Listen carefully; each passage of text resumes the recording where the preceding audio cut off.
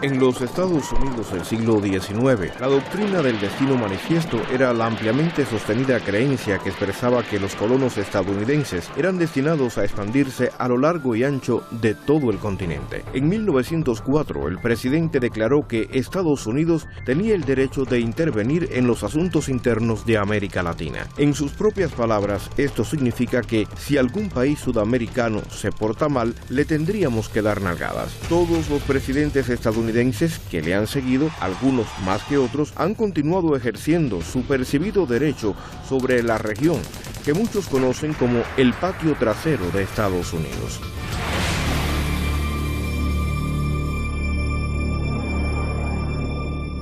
La República Dominicana cubre la parte oriental de la isla española, el primer lugar donde pisó tierra Cristóbal Colón cuando llegó a las Américas.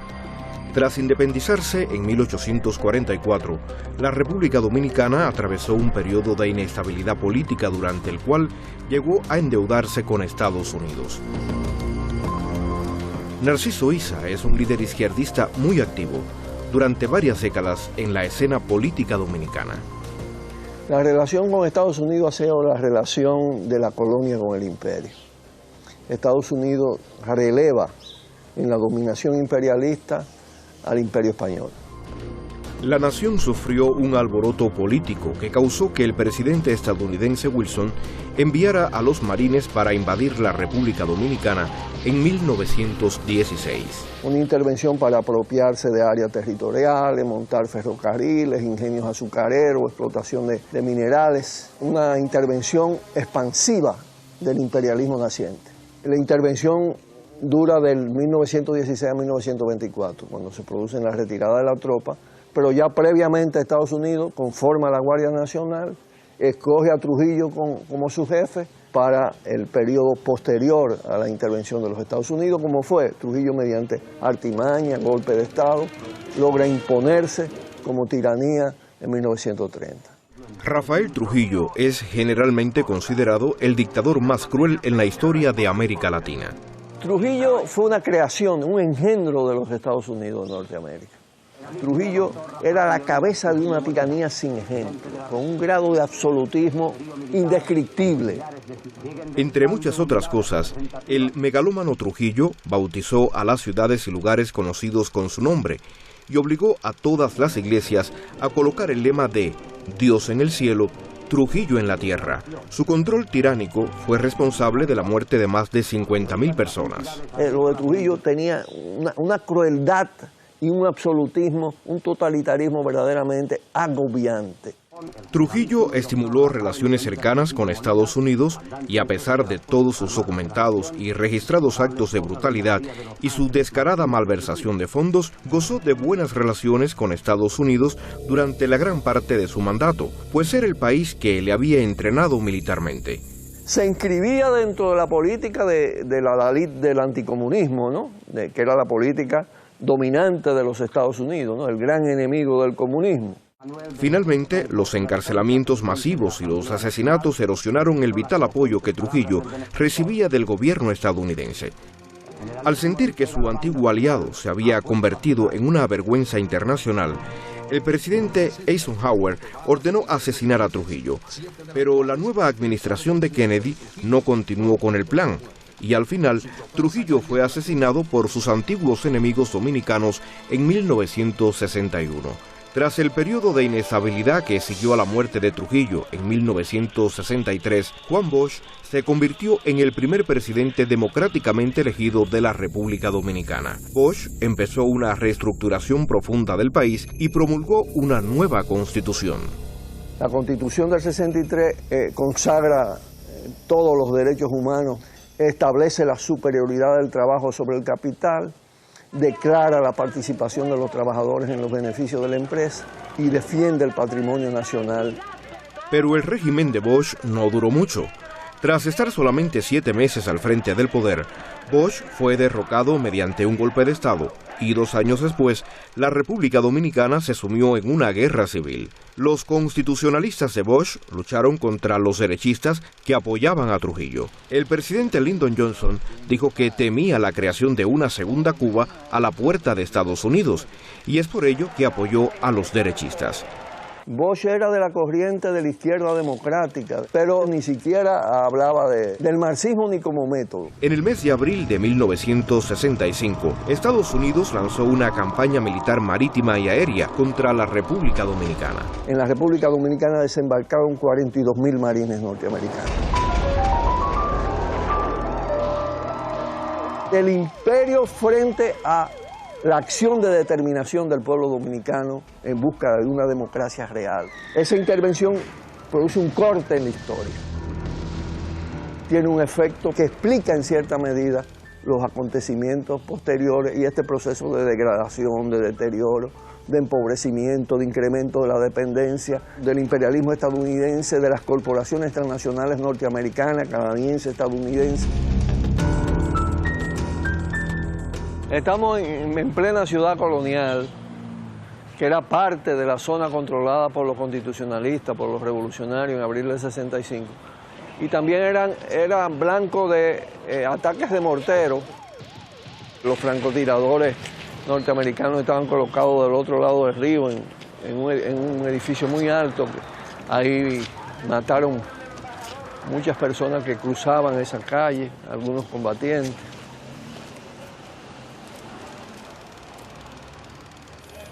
El 28 de abril de 1965, la Revolución Democrática se transforma en guerra patria contra el invasor extranjero.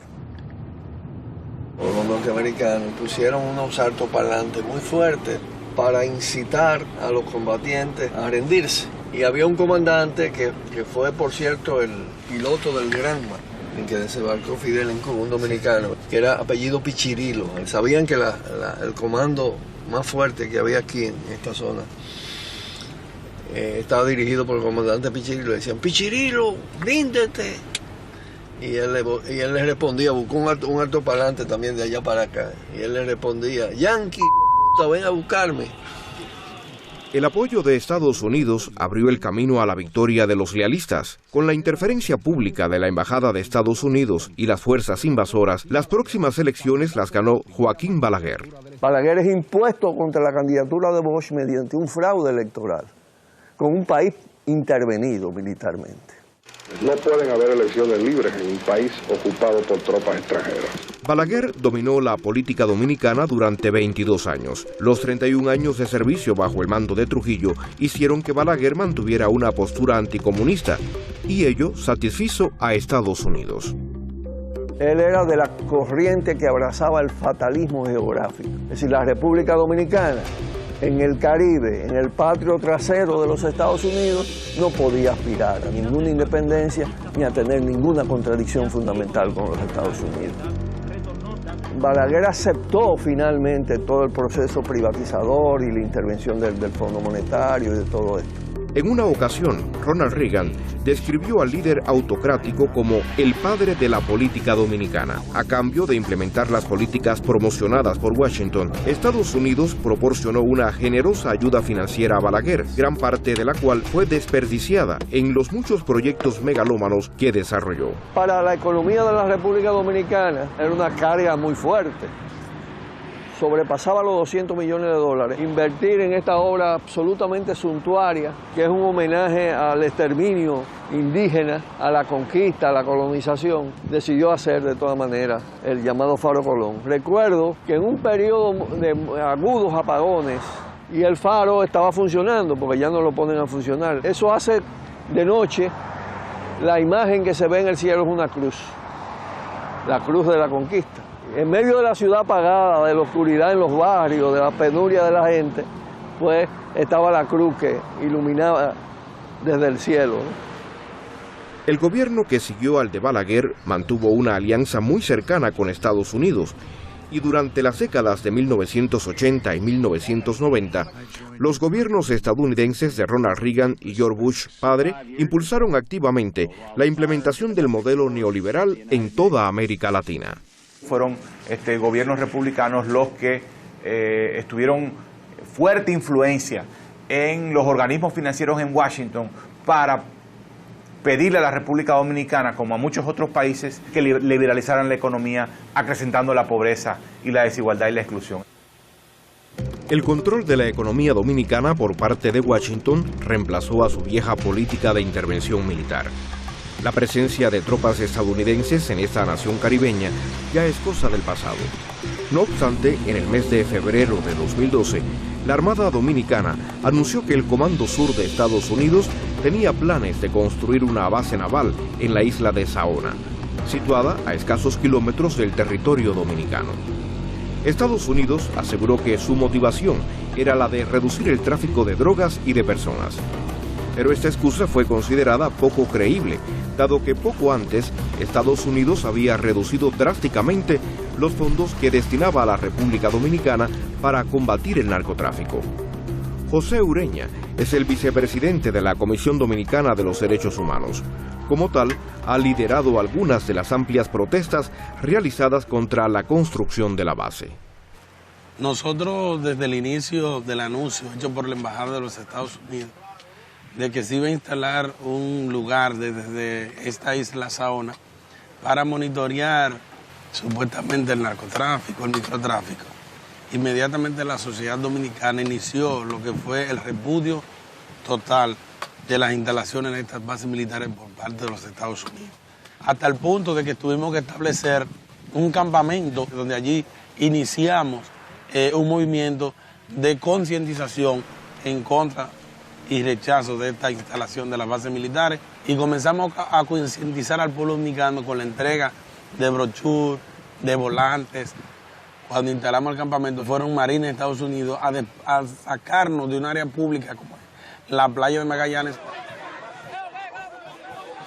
Con el repudio que hizo el pueblo dominicano y las entidades que encabezamos esta lucha, prácticamente no se hicieron ningún tipo de instalaciones, pero las pretensiones eran supuestamente remodelar el cuartel que existe de la Marina de Guerra o de la Armada Dominicana.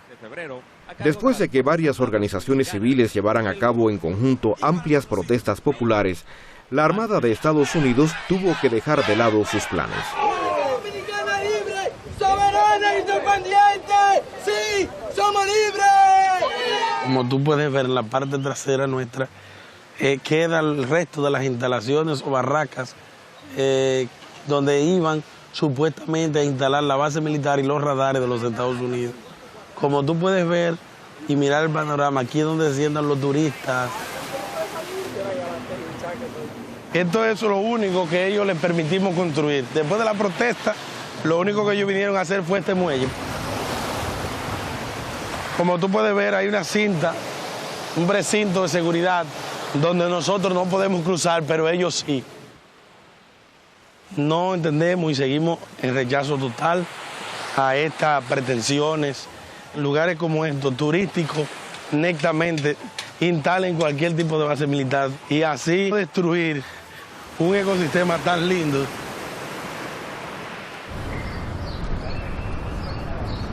Creo que considerando la historia de la República Dominicana en particular, pero en toda América Latina en general, cualquier acción del ejército, de la Armada de los Estados Unidos, por más bien intencionada que se pueda empaquetar, siempre va a generar mucha suspicacia.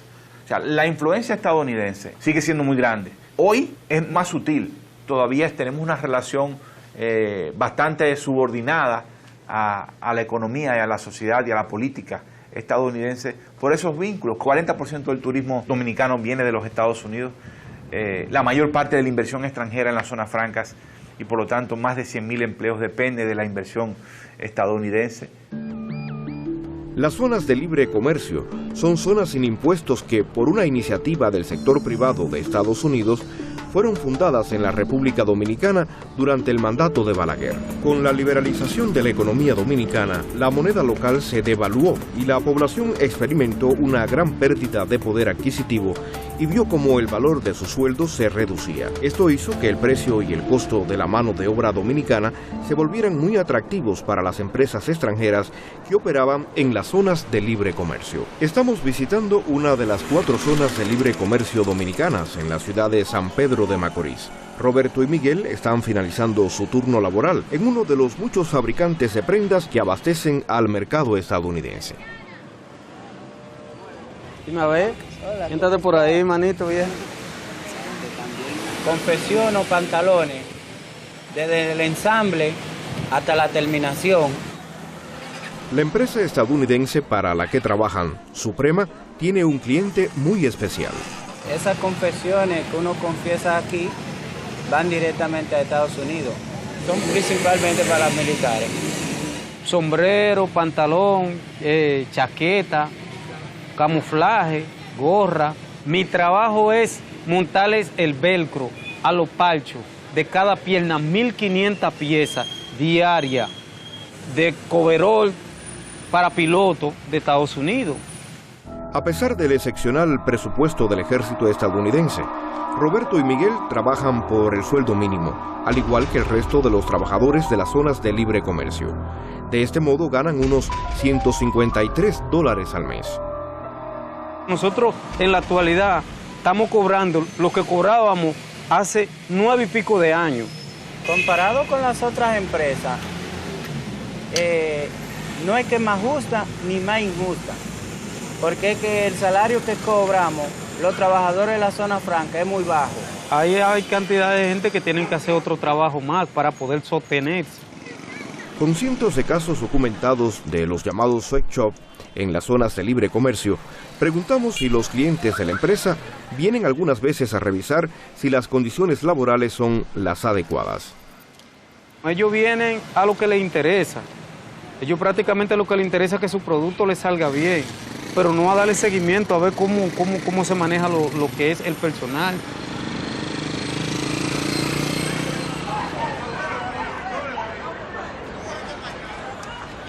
Clara Edwards trabajaba para un fabricante de ropa estadounidense, mucho más controvertido. Este enviaba sus productos al gobierno de Estados Unidos.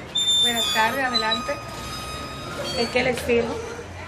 Esa empresa le llaman ETC Apparel, el cual confecciona diferentes accesorios. Entre ellos está el coverol, que es un enterizo, creo que lo usan fuera del país. En las cárceles son uniformes para presos. Anteriormente, la empresa ETC Apparel suministraba a la ciudad de San Francisco uniformes naranjas para presos. En 2012, el Consorcio de Derechos de los Trabajadores de los Estados Unidos investigó a ETC Apparel. Lo descubierto por los investigadores se publicó en un informe muy controvertido.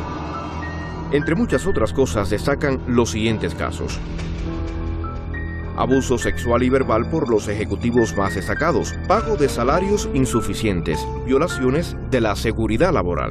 Tratan muy mal a los operarios. Cuando hay una temporada que baja un poco el trabajo, los mandan a sus casas, no les pagan.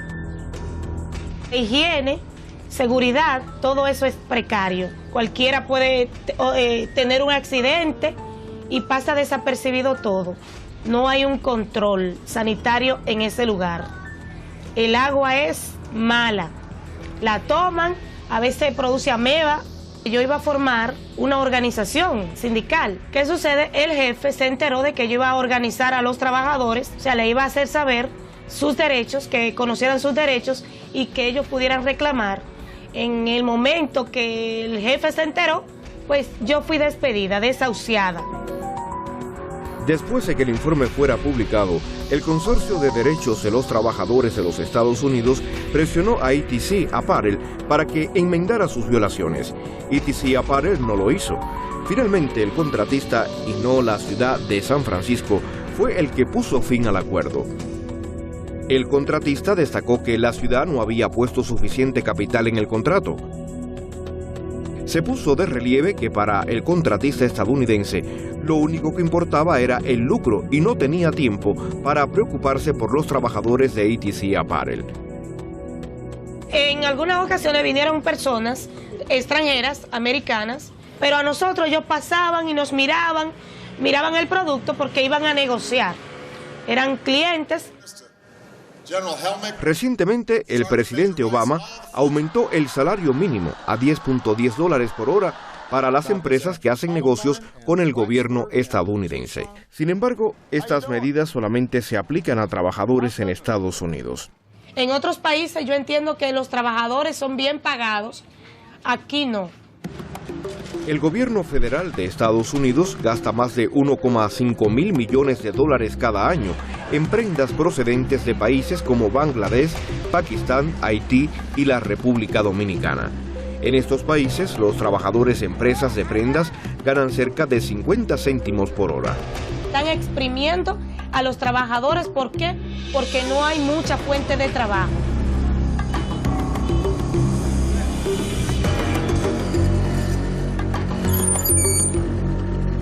Aida Castillo también trabaja para el salario mínimo en una empresa productora de prendas estadounidense.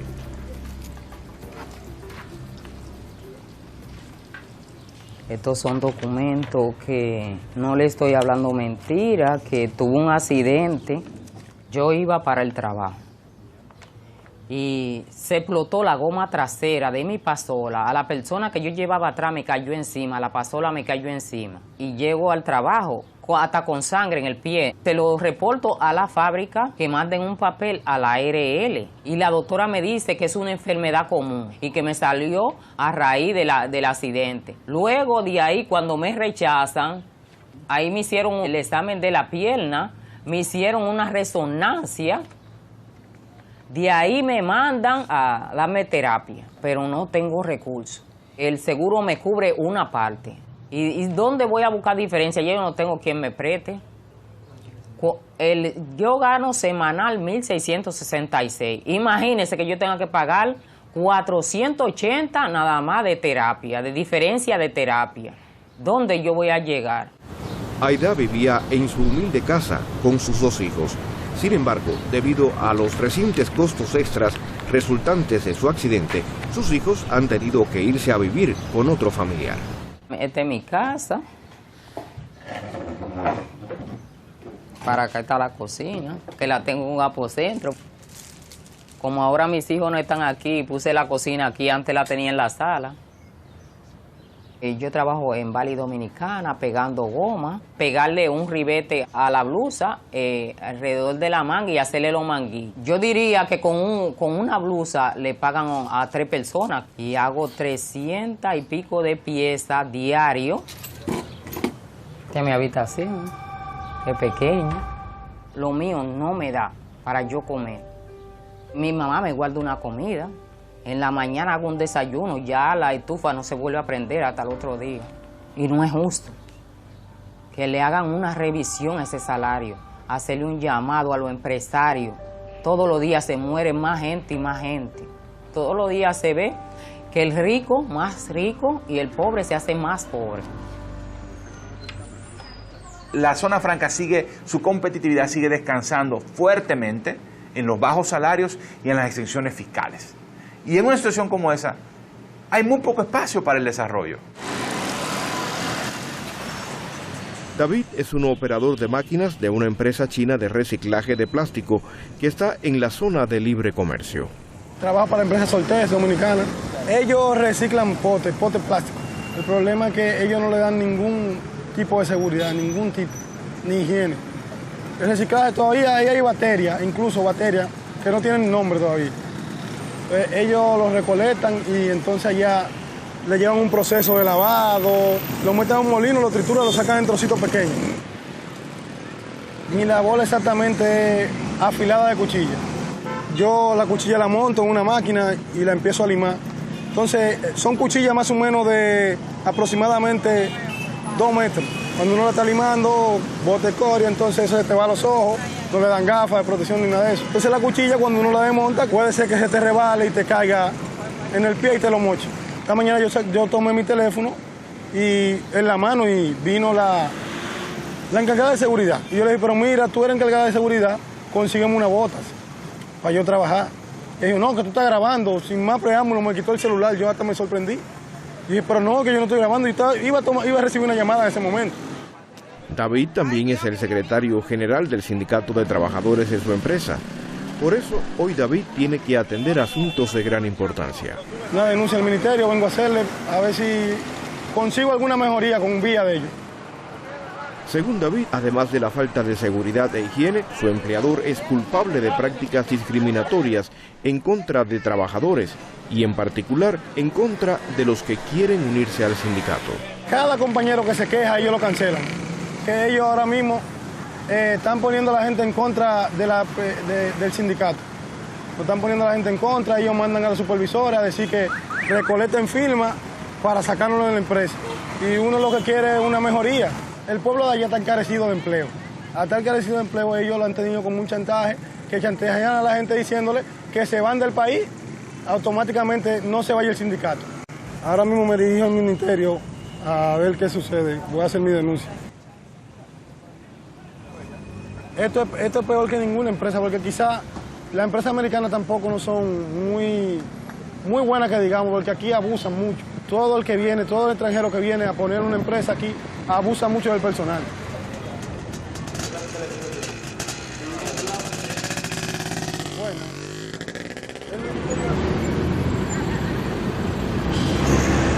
David ya ha vuelto de su cita con el Ministerio de Trabajo.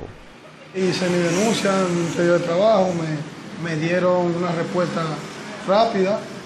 Supuestamente ellos van a mandar una inspectora del ministerio y espero que la cosa se resuelva. Esa es mi esperanza. Además de las zonas de libre comercio, se importaron a la República Dominicana durante la era de Balaguer otras formas de inversión, acelerando así la implementación del modelo neoliberal. El sector de la minería es un claro ejemplo de la inversión extranjera poco regulada. El primer lugar que los conquistadores españoles pisaron en las Américas para satisfacer su sed de oro se ha convertido de nuevo en destino de los cazafortunas extranjeros. En 2006, la canadiense Barrick Gold, la empresa minera más grande del mundo, compró la antigua mina de Pueblo Viejo Oxide. La minera canadiense tiene tentáculos con los Estados Unidos también, o sea, porque es un mismo emporio, es un mismo proyecto de dominación y de expropiación. Tras firmar un acuerdo sumamente oneroso con el gobierno dominicano, Barrick comenzó en 2013 sus operaciones para extraer oro. El contrato inicial con Barrick fue escandaloso. El tema que no se atendió adecuadamente es el tema ambiental.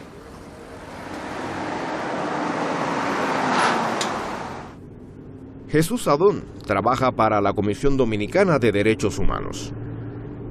La explotación minera de la Barrick Gold, la consecuencia de esa explotación irresponsable, de la devastación muy cruda. Jesús nos está llevando a ver el río Maguaca, que hasta hace poco era la fuente de agua potable de las aldeas situadas cerca de la mina de Pueblo Viejo.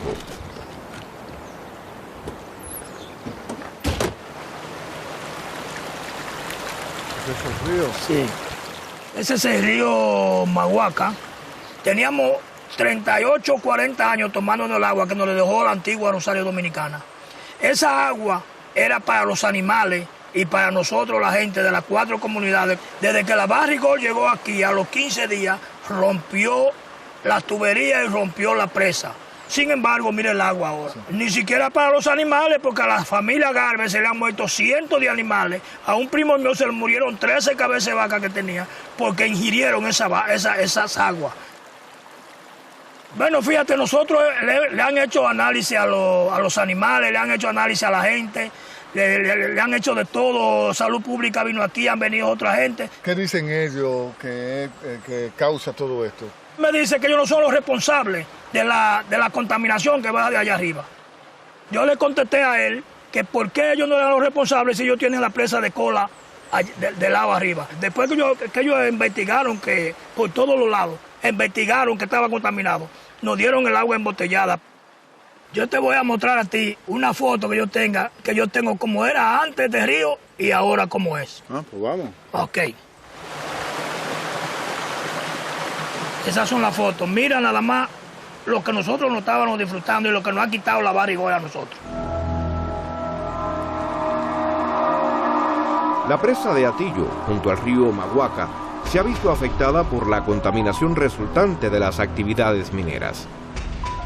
Que es la presa, el agua artificial más grande de las Antillas y el cuerpo de agua dulce más grande del país.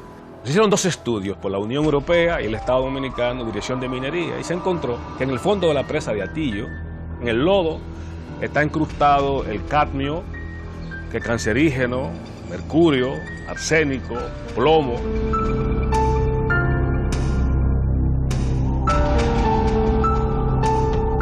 Te voy a llevar donde mi amigo Jaque, uno de los tantos casos de contaminación que hay aquí en la comunidad. Jaque, ¿Cómo está, señor? ¿Cómo está, señor Jaque? ¿Cómo vamos? No, muy bien de salud. Ya, muy afectado por la contaminación. Muy afectado por la contaminación de aquí de la barra. Ya, y puede ser, ¿cuál es la situación que se da? Oh, la situación es, yo me bañé en el río Maguaca, se me hicieron unas empollitas, se me explotaron, yo creía que no era nada. Van a ser aproximadamente 2 años y no me he podido sanar todavía. ¿Ha ido al médico? El médico no me dice nada, lo que hacen es que lo limpian, me lo tapan y ya vaya, se vuelve a curar. ¿No se ha hecho análisis? Me han hecho análisis, pero no salgo con azúcar y no me dicen... ¿No han detectado el origen de esa infección? No han detectado el origen de eso. Estamos muy cerca de la presa de Cola, de la Sí, muy cerquita, muy cerquita. La presa queda ahí, al lado. Contamina el río. Contamina el río.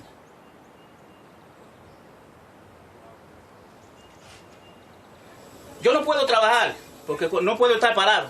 Cuando estoy un rato parado, tengo mucho dolor en el pie, tengo que sentarme.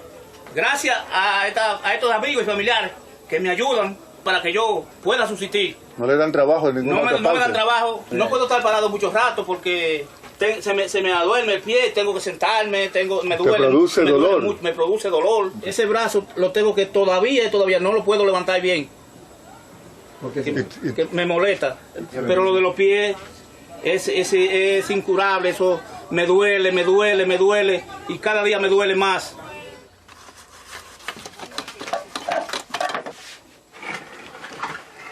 Yo puedo decirle que esto era de maravilla antes de esta empresa minera Barrigol. Esto era muy diferente. Pero después de esta empresa hemos caído en una desgracia que todos los ríos están contaminados. No es coincidencia, se notó el cambio después de la mina que llegan unos venenos. Se han muerto los peces del río, todos. Muchos animales, vaca, cuervo, caballo, gallina, de todas las especies. La producción agrícola ha caído, toda la agricultura, todo se ha ido abajo. Esto es una arepa que se hace, esto es un alimento muy nutritivo. Cuando la sacamos de ahí, pues ya están listas para comer. Ese alimento se vende por todo el continente dominicano. Lo que le estamos pidiendo a la mina es que nos reubiquen en un lugar sano donde podemos respirar aire puro, como lo respirábamos antes. Nosotros no pedimos dinero, que nos reubiquen. Hay muchos casos más y peores.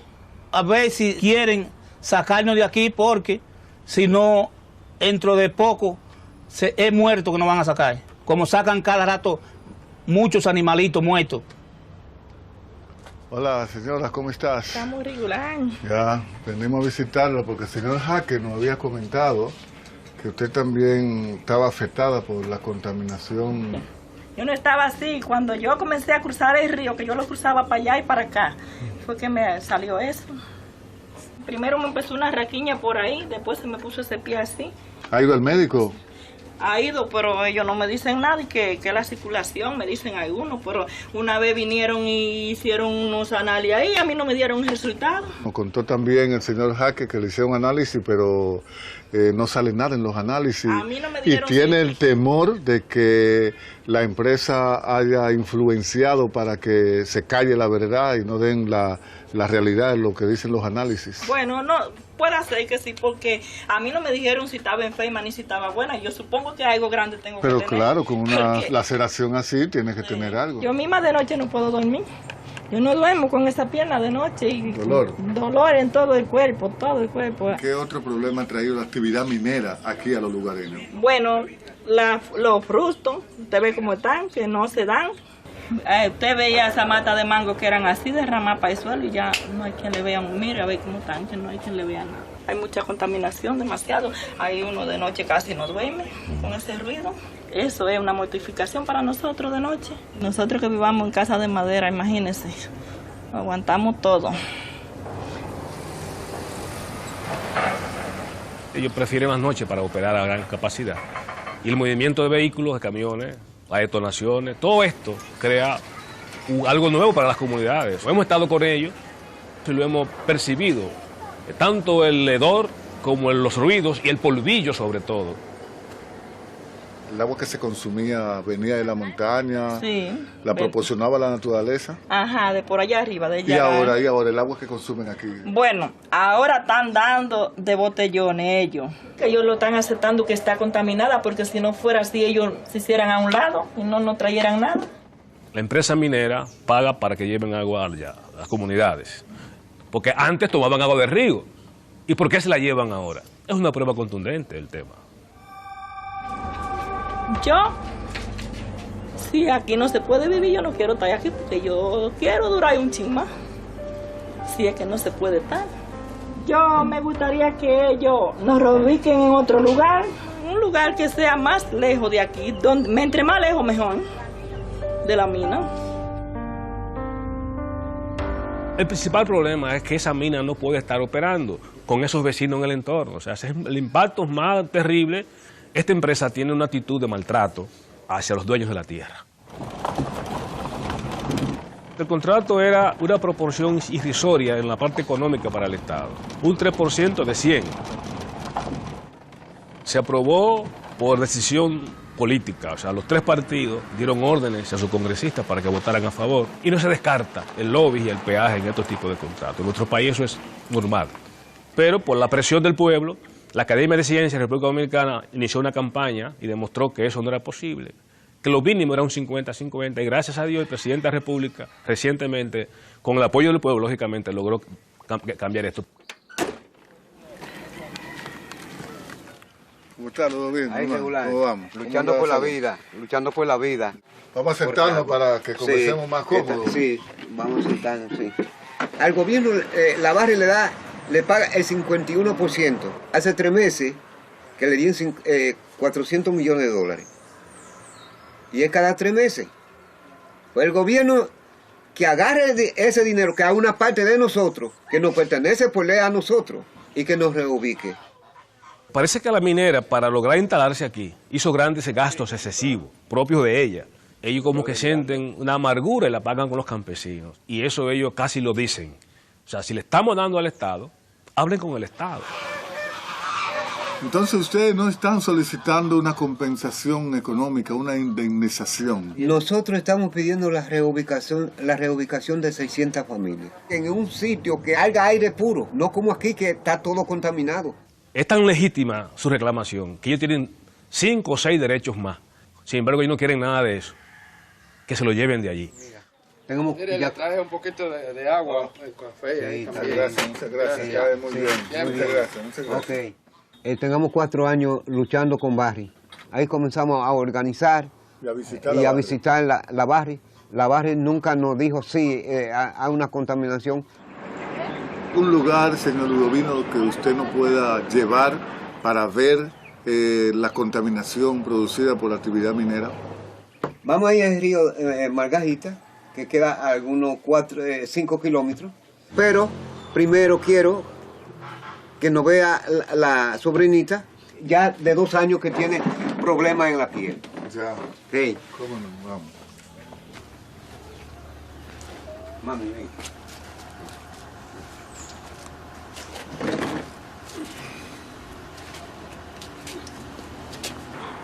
Mira eso.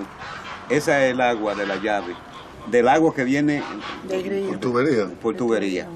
Y entonces bañan los niños y mira entonces cómo se pone a los niños. Qué barbaridad. Sí. Una sedación muy fea. Y entonces por aquí, no sé si por aquí están. Bueno. En este brazo también. Sí, mira cómo está ese bracito de la niña. ¿Y la han llevado al médico? Posiblemente, pero los médicos de Cotuí dicen lo que dan es pastillitas, porque dan todo vendido. Esa gente está todo vendido. Qué barbaridad. ¿Y el 70% de los niños están así? Sí. Una niña con apenas 2 años. Y se muere la gente y nadie sabe de qué murió.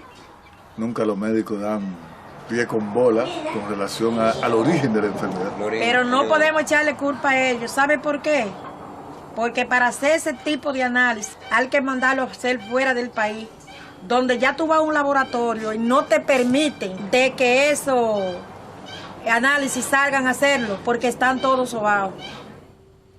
En toda la minería, en el mundo entero, los médicos del entorno son cuidadosos al diagnosticar ese tipo de cosas ligadas a la minería. En cierto modo está influida por el poder mediático y económico de las empresas. Los míos salieron, ¿tú sabes por qué?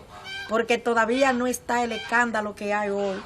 El resultado fue 4 metales que tengo en la sangre. Te voy a enseñar el río que te hablé, donde está la contaminación. Ah, bueno, adelante.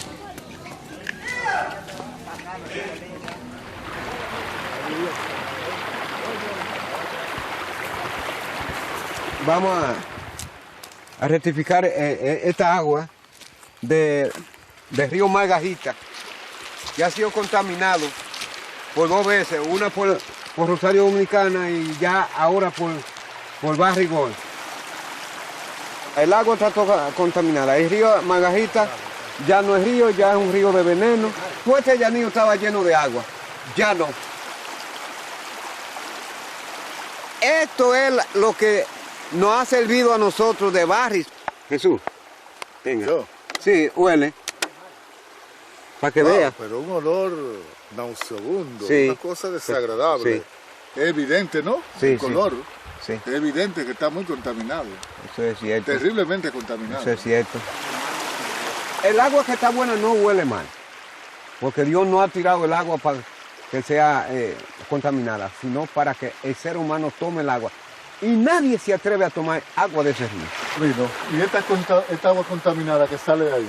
Esa es lo que se llama los óxidos. ¿Óxido eso? Eso es óxido.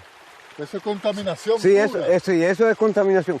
De este río Margarita se dependían de 394 familias en aquellos tiempos, pero ya no, ya lo que hay es 3 familias ahí en Los Cacaos, como decir también en Colorado. Fundamentalmente la Barri alega que la contaminación que reciben las comunidades es parte del pasivo histórico, o sea, lo que fue el resultado de otras minas anteriores. Pues resulta que Barri está operando el mismo yacimiento, es decir, que es hasta cierto punto poco lógico que la contaminación de la otra mina sea la que esté hoy cuando son ellos que están operando, o sea, que están cortando árboles, quienes están volando las tierras, quienes están moliendo son ellos. A pesar de intentarlo varias veces, no conseguimos que los representantes de Barrick Gold nos concedieran una entrevista. Sin embargo, en una carta nos expusieron sus posturas acerca de las muchas afirmaciones realizadas en este documental.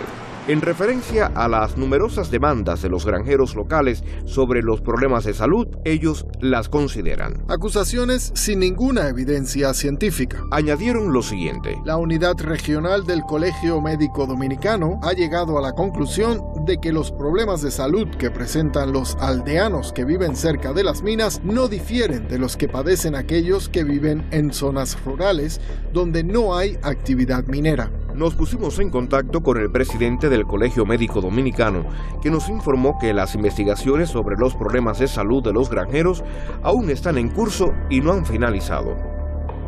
Además, hay un caso en proceso en las Cortes Dominicanas entre los granjeros afectados y Barrick Gold. Con respecto a su suministro de agua embotellada a las comunidades que están alrededor de la mina, Barrick ha afirmado lo siguiente. La distribución de agua embotellada fue parte de una iniciativa temporal para apoyar a los granjeros durante un periodo de sequía cíclica que afectó a la región.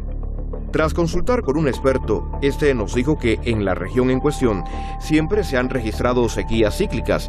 Sin embargo, en el pasado la ausencia de agua de lluvia se reemplazaba y aliviaba con las aguas de los ríos que ya no pueden ser usados por estar contaminados. Sobre la contaminación acústica, Barrick respondió lo siguiente. Nosotros monitoreamos los niveles de ruido en la zona de manera permanente. Los casos de ruido excesivo documentados casi siempre han sido causados por fuentes que no tienen relación alguna con nuestras operaciones. En su réplica, la empresa no da ejemplos de estas fuentes de ruido. Sobre el tema de la reubicación de los aldeanos, la compañía minera dijo: En el presente hay más de 1.500 casas que requieren ser reubicadas. Conforme al contrato firmado con el gobierno dominicano, este último determinará si las acusaciones son ciertas y si se pueden justificar por criterios técnicos. También añadieron lo siguiente: el gobierno dominicano es, según el contrato, responsable de limpiar los residuos existentes que forman parte de las obligaciones históricas. Y ahora vamos a una zona donde la explotación no ha comenzado gracias a la gran resistencia de las comunidades circundantes a este lugar, que es Loma Miranda. Lo que tú has visto es lo que no queremos que acontezca en esta área. Jesús está directamente involucrado en la campaña para considerar a Loma Miranda una reserva nacional, algo que prohibiría todas las actividades mineras que Falconbridge planea llevar a cabo. Hay una lucha muy grande contra la empresa de capital canadiense y norteamericano llamada Falconbridge, porque la misma quiere explotar esa loma. Es una lucha de muchos años. Falconbridge ha sido asimilado por Glencore, la multinacional anglo-suiza, con antecedentes de haber generado problemas medioambientales en diferentes continentes y la 10ª empresa más grande del mundo. Acá estamos entrando a donde está instalado el campamento que la población de manera espontánea ha organizado.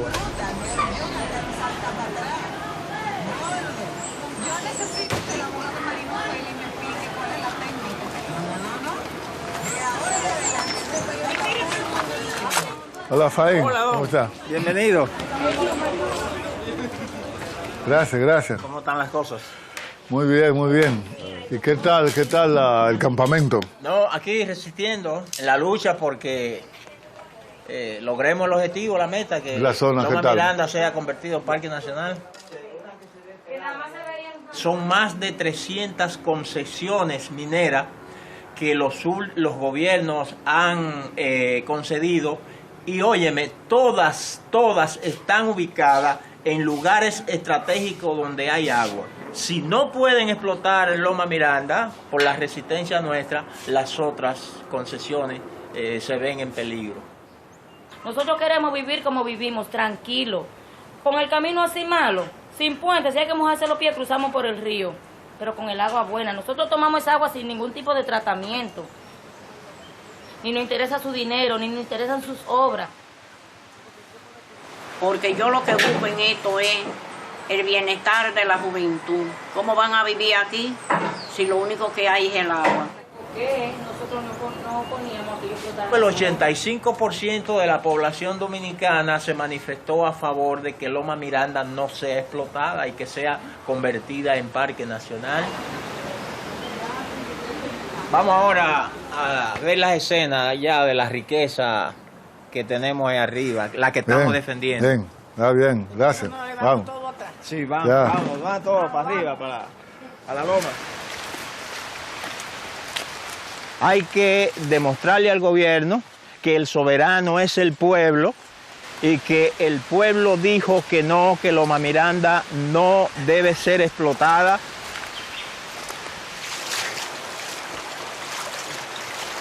La Cámara de Diputados aprobó el proyecto 3 veces.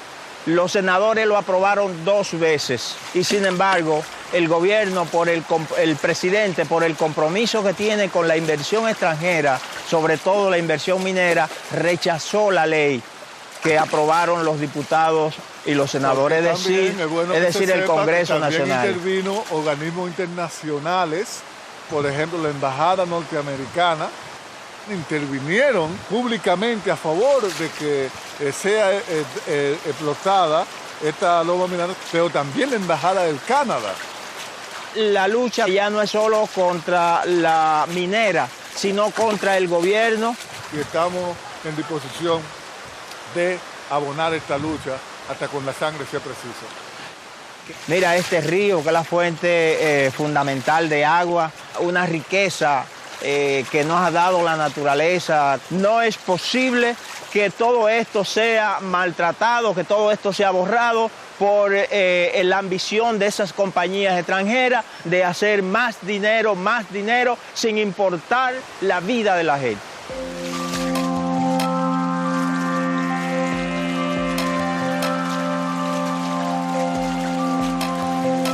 Como consecuencia de esa riqueza de agua, se producen más de 50.000 empleos de manera permanente, empleos que se derivan de la actividad agrícola. Entonces nosotros no podemos permitir cambiar 150 empleos que nos pueda dar la empresa por la explotación de esta loma por más de 40.000, 50.000 empleos que de manera permanente, además del equilibrio de la naturaleza. Parece la embajada norteamericana. Ellos siempre juegan su papel como la gatita de María Ramos, tirando la piedra y escondiendo la mano.